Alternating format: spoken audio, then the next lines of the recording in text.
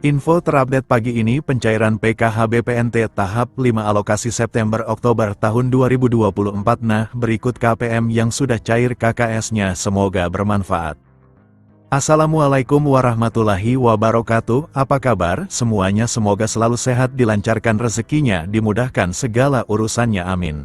Nah, di video kali ini saya akan berbagi informasi yaitu aturan penting terkait pencairan bantuan PKH tahap September-Oktober tahun 2024. Nah, lalu kira-kira ada aturan terbaru seperti apa ya? Maka dari itu simak terus videonya sampai selesai agar supaya tidak menimbulkan gagal paham dalam menyerap informasinya. Namun sebelum itu jangan lupa dukungannya untuk channel ini, TV-ku ini dengan cara subscribe dan like jika dirasa bermanfaat dan agar tidak ketinggalan informasi terbaru selanjutnya.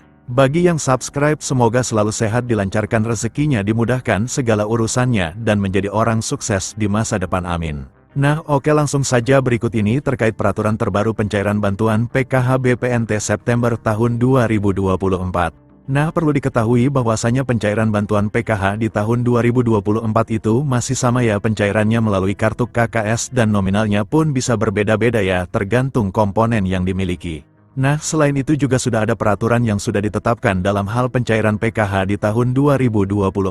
Jadi untuk bantuan PKH itu adalah bantuan bersyarat. Jadi harus memiliki komponen PKH seperti anak balita, kemudian anak sekolah SD, anak sekolah SMP, anak sekolah SMA.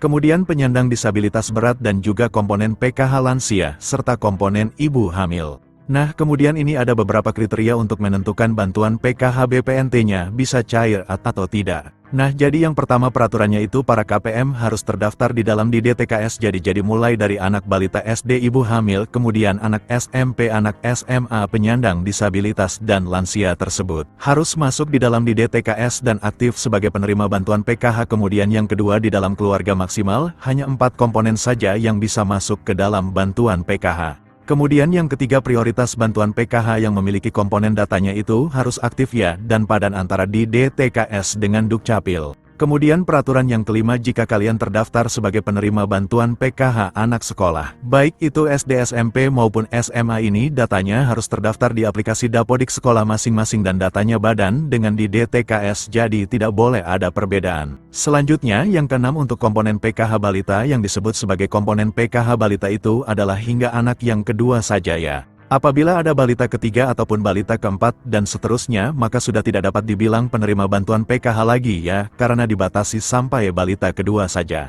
Selanjutnya peraturan ke-8 untuk komponen disabilitas, jadi maksimalnya itu ada 4 orang ya yang bisa menerima bantuan PKH. Kemudian selanjutnya untuk komponen lansia, peraturannya adalah yang dibilang komponen PKH lansia sama seperti penyandang disabilitas, yaitu maksimal 4 orang saja. Kemudian peraturan selanjutnya untuk komponen lansia tersebut itu usianya harus mencapai minimal umur 60 tahun ke atas. Selanjutnya untuk komponen cucu itu juga bisa masuk ke dalam pencairan bantuan PKH asalkan lolos sebagai penerima dan memenuhi persyaratan. Kemudian peraturan selanjutnya untuk komponen ibu hamil, jadi yang dianggap atau dibilang komponen PKH ibu hamil adalah hanya sampai kehamilan yang kedua saja ya, jadi apabila memilih yang ketiga kalinya atau keempat kalinya itu sudah tidak bisa dapat bantuan PKH. Kemudian juga memiliki anak yang normal, yang bersekolah di jenjang SD, sedangkan untuk yang nominal penyandang disabilitas dan anak sekolah SD itu nominalnya berbeda-beda, lebih besar penyandang disabilitas SD. Maka yang masuk komponen PKH adalah komponen disabilitas yang didahulukan, jadi sudah jelas, yaitu adalah peraturan bantuan PKH di tahun 2024. Sementara untuk jadwal pencairannya jika tidak ada perubahan akan dicairkan di antara bulan ini atau Oktober tahun 2024. Nah, berikut ini KPM yang sudah cair KKS-nya. Nah, berikut ini saldonya, cair segini 400.000 kemarin Bank BRI cair KKS-nya, semoga yang lain menyusul cair, amin.